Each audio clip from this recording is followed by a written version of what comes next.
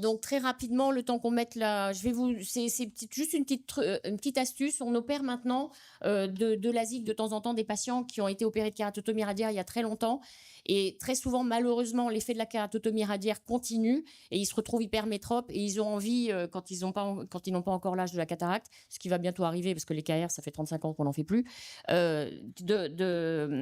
de se faire opérer de l'ASIC. Donc c'est juste une petite astuce parce que le risque quand vous découpez un flap, c'est d'avoir ce qu'on appelle nous les tranches de tarte, hein, c'est-à-dire que vous avez des incisions radiaires, vous soulevez le volet et de temps en temps, toutes les incisions se rouvrent. Et alors là, vous avez un risque d'invasion épithéliale, bien sûr, à travers les incisions. Donc j'avais trouvé cette astuce parce que quand on fait un flap, vous avez la possibilité de refaire si jamais vous avez un lâchage de succion. Donc là, volontairement, j'arrête dans l'aire pupillaire, c'est-à-dire qu'une fois que j'ai dépassé les incisions, j'arrête pour que le centre, il n'y ait qu'une découpe. Donc je lâche la succion et je reprends avec le même cône. Vous êtes exactement dans le même plan. Donc ça rassure les chirurgiens réfractifs parce qu'on se dit, bah, tiens, si jamais ça lâche, bah, je peux reprendre, ce qui est le cas. Et on reprend et on fait là une découpe complète. Donc vous avez un deuxième passage du finto, donc vous avez une meilleure découpe. C'était des cas où on sortait l'ensatome à l'époque pour faire vraiment une découpe sans pont, parce que vous savez que le finto seconde, il fait des petits timbres postes. Et donc là, vous faites une deuxième découpe qui est complète avec le side cut et vous accédez à l'air visuel.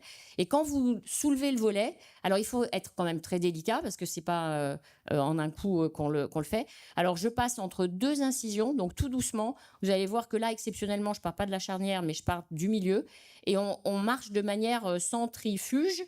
Vous voyez, je vais vers l'extérieur tout doucement et je repasse entre deux incisions et je fais un autre quart, voilà, pour aller vers l'extérieur. Donc ça se fait là en plusieurs fois.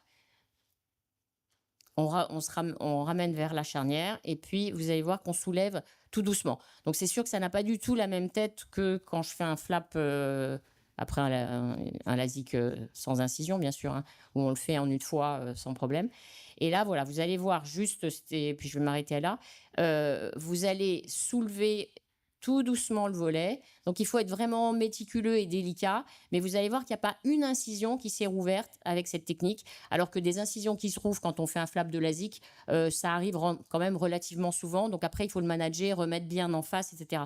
Donc là, on fait la photoablation et on repositionne le volet exactement de la même manière, toujours très délicatement, pour le faire en une phase. Et là, ça s'est parfaitement bien passé. Et voilà, comme ça, je laisse quelques secondes pour lui. On a l'impression de voir dans la profondeur de ton lit Les incisions, bien sûr. Puisque les incisions à l'époque, on les faisait 100% de la pachymétrie centrale, hein. Donc ça veut dire que moi, mes incisions, elles sont dans tout le stroma quasiment. Donc il faut. Donc voilà, donc c'est une astuce. Mais on arrive à les soulever, mais il faut être. J'ai eu des ouvertures de trucs. Je me suis dit comment gérer ce machin un peu mieux. Et là, ça marche très bien. Voilà. Alors on va passer au cas clinique suivant.